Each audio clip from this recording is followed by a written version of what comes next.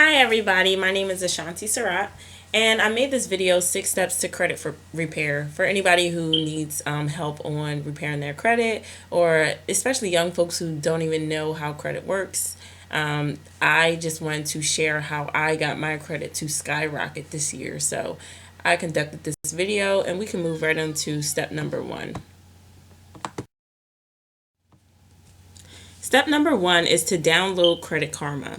Credit Karma is a free app. It helps you understand how credit works. It lets you know your credit score, and it basically tells you these three things: what is on your credit report, how it is affecting your score, and ways you can improve.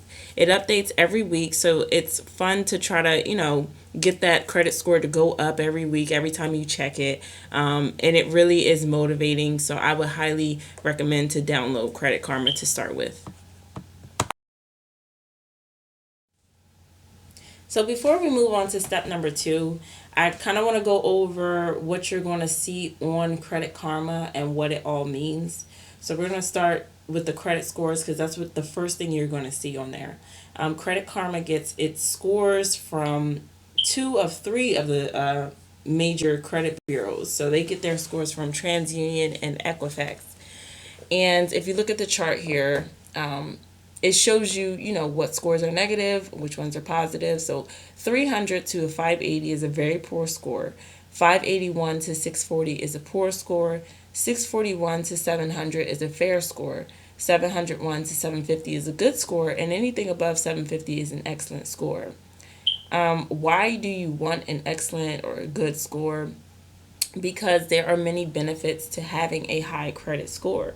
Things like lower interest rates on home loans, on car loans, or even being approved for loans at all, being approved for apartments and housing, having to put down no security deposit on things like cell phones and other things as well. So there are many perks to having a high credit score, and in the long run, you just save so much more money. You'll be paying a lot less than someone who has a low credit score if you have a high credit score.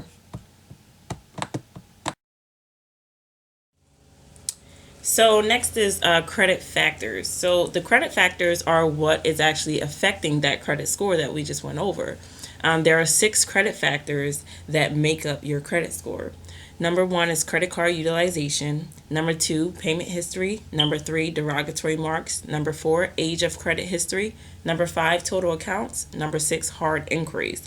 I'm going to get into what these things mean on the next slides. But if you look on the side, it says HI, MI, and LI. HI just means high impact. MI means medium impact. And LI means lower impact. So as you can see, the first three have a very high impact on your score. The fourth one has a medium impact, and the last two have lower impacts on your score. Okay, so factor number one is credit card utilization. This is a high impact factor, and this just means how you're using your credit cards. So this is how you're supposed to use your credit cards. Take a look at the chart at the bottom. This person, he applied for a credit card, he got approved, they gave him a credit card limit of $1,000. Now, if you look at the little box to the left, he would have needed to keep his credit card debt under 30% of the credit card limit in order to remain in the good or the excellent, depending on, what his percentage would be. So, his credit card debt is $942, which is 94% of that credit card limit. That is why he's on very poor. And this is a high impact factor, so I'm sure that's really affecting his credit. You want to keep your balances low. You don't want to seem like you need the money. Credit cards are supposed to be for people who want to utilize credit, and it's just for that use, just to utilize credit, just using your credit the right way. But it's not because you need money, you need money, you need money. This here shows that or it looks like to the credit bureaus that he needs money. So it puts him in a very poor. So if you look to the box on the right, I have a couple tips for someone who, if you have a new card and it's unused and you're trying to figure out what's the best way for you to use it in order to keep your credit score rising. Number one, keep your balance under 30% of the limit, like I just said. So if you have $1,000 credit card limit, you want to keep that balance under $300. Number two, pay in full each time. What I mean by this is, say you go into a store, you buy something for $20. If you have $20 on your regular debit card, which you should, pay that right off. Pay that $20 off with your debit card. Put it right back on your credit card so that your balance goes right back down to zero. That's how you're going to keep your balances low. You just pay them in full each time. Do not wait for a payment date.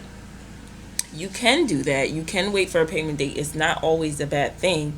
But a lot of times when you wait for a payment date, that's when they put interest on it. If you don't wait for a payment date at all, you will not see interest because you're constantly just paying your balance in full before a payment date even comes. You understand? Okay. And then the next thing, if you already have a card with a high balance, okay, and you're trying to figure out, well, how can I get it down? Number one, make a payment before your due date. So if your due dates are the 15th of every month, try paying on the 10th of every month, and you're going to see your credit card, your credit score rise because of you paying before it's even due. It looks good on your credit card utilization part. So you want to make that payment before the due date. Number two, pay more than a due payment amount. Now, this obviously will even knock the balance off of your credit card debt down faster by you paying more than a due payment amount. But also, it looks good on your credit.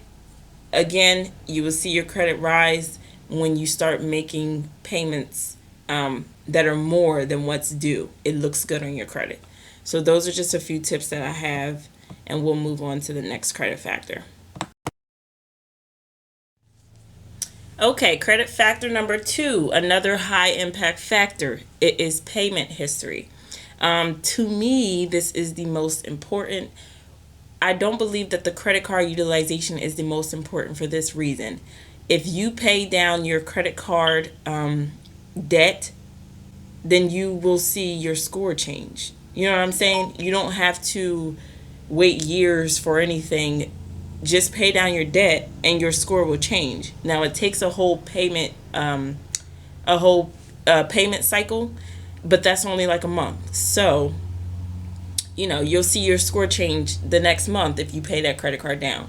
So that's why that's not my most important. Payment history is the most important because it's the toughest to fix. So one late payment, you never want to have late payments. I cannot stress that enough. I'm still fighting to try to get certain late payments off, like from my student loans. I'm actually going to call them again on Monday because But anyway, one late payment will stay on your credit, between 7 to 10 years. So let's just look at the chart. 100% of on-time payments obviously is excellent. 99% of on-time payments is good. 98% is fair. 97% is poor. Anything less than that is very poor. So it's very close, and it's very crucial to have on-time payments. I feel like late payments are the number one thing that affects someone's credit because you can't get it removed. It's just hard, okay? So payment history, don't have late payments. If you already have late payments, there's a few things I can try to, tell you to do, but we'll talk about that on the next slides.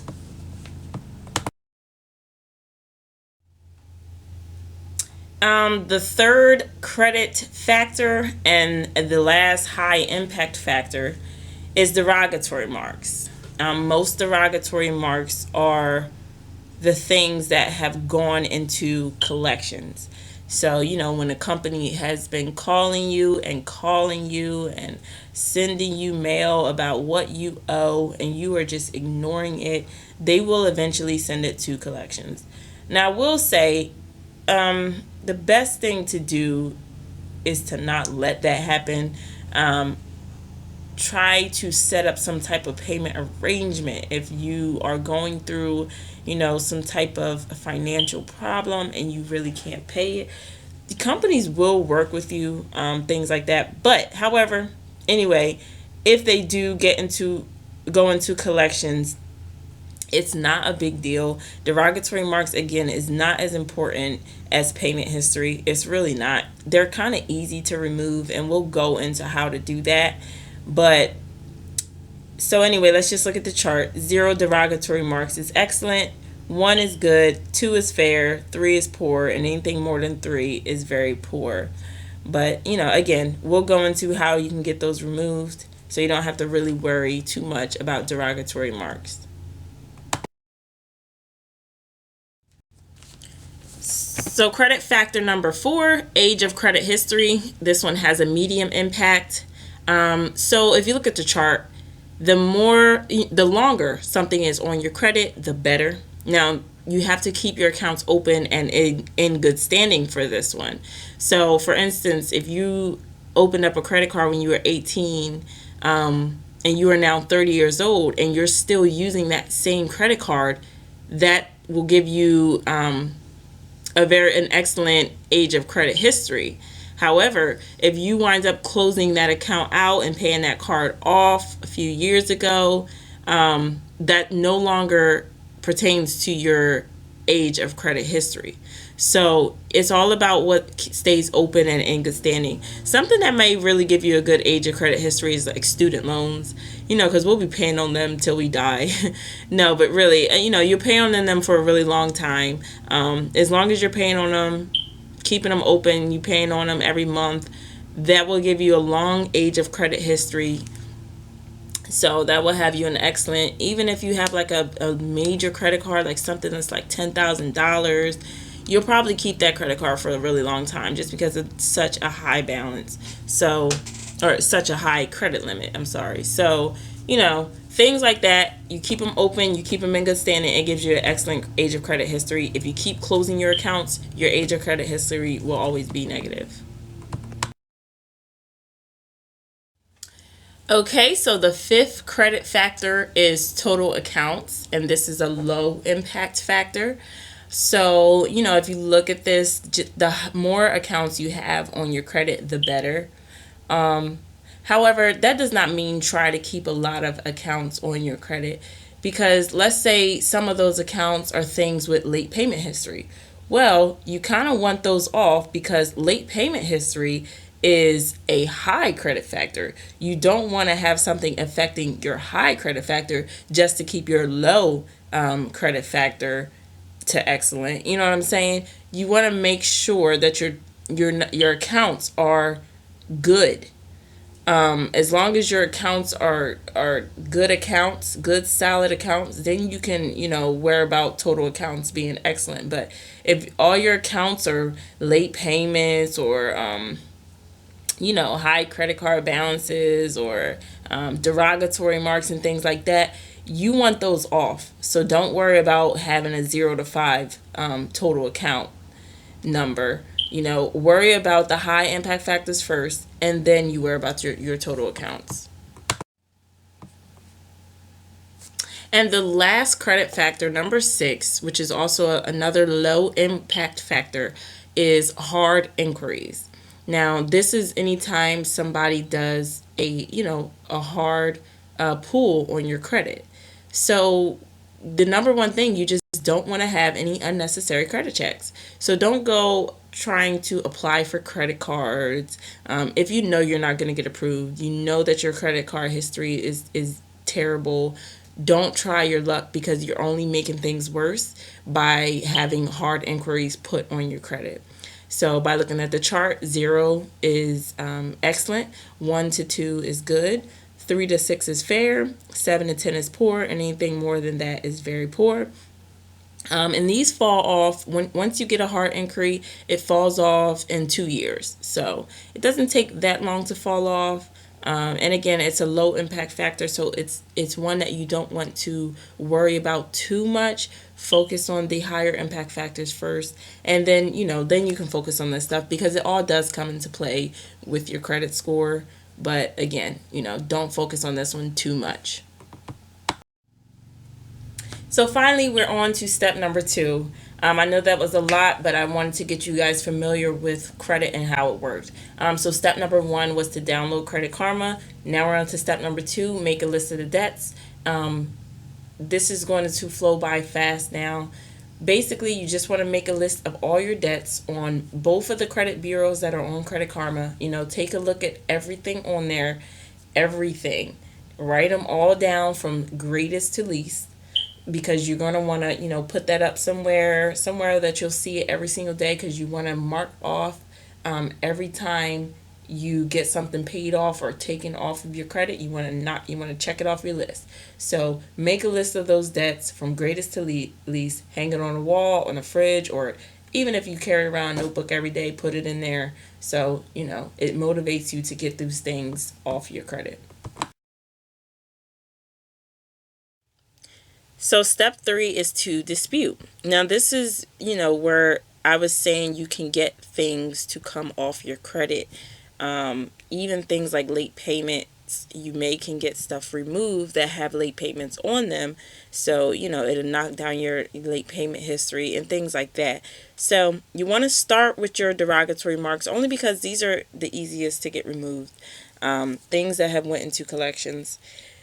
What you're going to do is Credit Karma makes it easy for you to dispute, especially through TransUnion. However, with TransUnion, you can only do one at a time, but that's fine. You are going to go to the list of your debts, and under each debt, there will be a direct dispute button. You can click on that button, and it asks you to choose a reason as to why you're disputing this. Like, why are you debating this? Why are you arguing this? I usually choose things like account has been settled, which is usually true for me. I've always settled my accounts or paid them off. But anyway, or you can choose things like account balance is incorrect if you believe the account balance to be incorrect. Also, I know one that my boyfriend always uses is I have no knowledge of this account.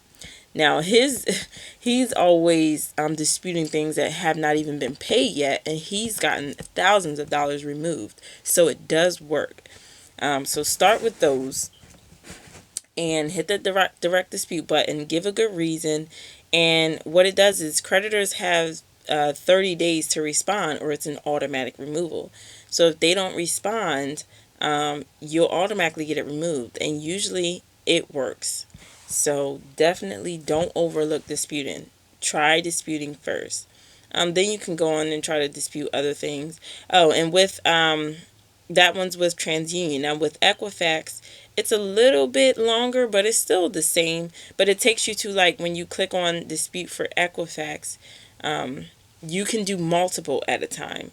So with TransUnion, you have to wait until that dispute is complete. So you have to wait until they respond, or wait until the 30 days of when it falls off, or something like that. With Equifax, you can do multiple at a time. So that's why that one's, that's pretty cool. But that one takes a little bit longer. When you click on it, it's going to send you to a site. You're going to have to answer a few questions and things like that. So, but however, still do that one too. Do Equifax disputing, do TransUnion disputing. Do all your disputing first, and then you can move on to step 4. Step 4, you want to tackle your remaining debts. So whatever the disputes did not cover, you're going to start tackling those debts. If it's a smaller debt that a dispute didn't cover, you want to get a settlement agreement for it. So Credit Karma lists under each debt, it has the collections agency phone number and address, and the which collections agency it is. So it has all the information, and all you're going to do is just call them and ask for a settlement agreement on your account. So say your debt is like $200 for that collections agency. Maybe they will say, okay, if you settle it today for $140, if you pay it all today, then we will just settle the account, close the account, and you'll be good to go. So you can do something like that. So what it does, it knocks off some of the balance. You pay in full. So basically, you just can't do any payment arrangements with a settlement agreement. A settlement agreement, you're going to settle it right then and there that day. Have the money ready, and they'll knock off a percentage. Some people say that settlements often show up as derogatory marks. All you have to do is go back and dispute it again. So this time when you dispute it, you're going to choose like a reason that says this account has been settled. Something like that. It'll eventually come off, so you don't have to worry about that. Okay, so with larger debts, stuff like student loans, what you're going to do is get on a low monthly payment plan. So try to get the lowest monthly payment plan you can. For instance, right now, my student loans, I'm only paying $16 and some change every month. Like literally, that's it. And all my accounts are open. They're in good standing, and I'm just letting the years go by, because the longer on the credit, the better, right? So that makes your account history good. So you don't have to worry about that. Make sure you use a calendar. You don't want to have any late payments, of course. And you're just going to, mark off every time your payment date is. Make sure you're paying them every day. Try to get automatic payments if you can. But, if not, use a calendar anyway. Now at the bottom it says if starting off with higher debts. Now these are things like, I'm talking about repossessions and evictions. Then you're going to want the highest monthly payment, so that the debt will be off your credit faster. Stuff like repossessions and evictions are really, they can really hinder you getting another place. Maybe you need to move out. They can hinder you getting a car. So you want to get them off. And it just looks really negative, even for other things like getting accepted for credit cards and things like that. Repossessions and evictions look very bad, even like bankruptcy and stuff like that. So you want to get those debts. You want to get those debts off fast. Okay.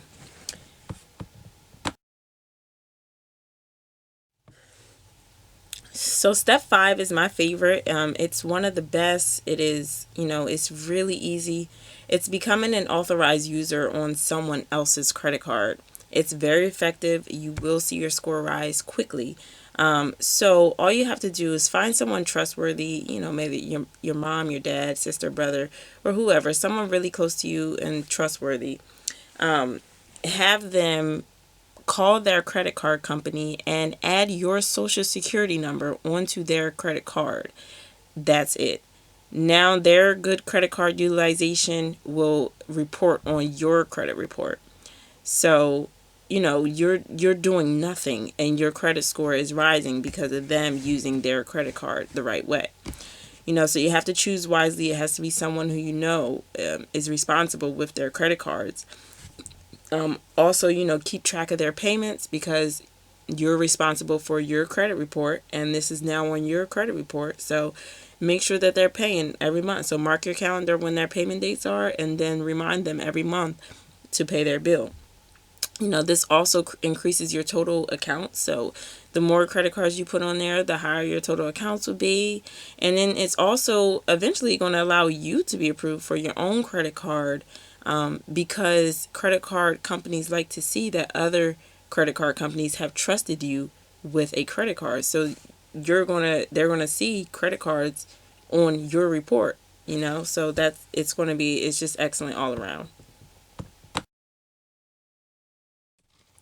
So step 6 is to get a secure credit card. This is the last and final step for this video.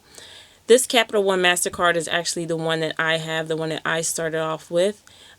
Secure credit cards, you usually have to put down a security deposit. And that's why they're secure, because if you don't utilize the credit card correctly, then you will not get your security deposit back. However, if you do, and then eventually when you do close your account, they will give you that security deposit back. So I had to put down $99, and they gave me a credit limit of $200. That may not sound like a lot, but it's not for it's not for, to have a lot of money to use. It's literally just to build your credit. So I use it. I buy little things here and there. I pay them off right away, and I saw my score just rise from it. So that's what you want to get before you try getting a major credit card or any other credit card. Get a secured credit card first. Use that the right way. Practice on that. Only spend, less than 30% of the credit card limit, and you're going to see your score rise. So that's how you practice first. Alright guys, so that's all I have for you for this video.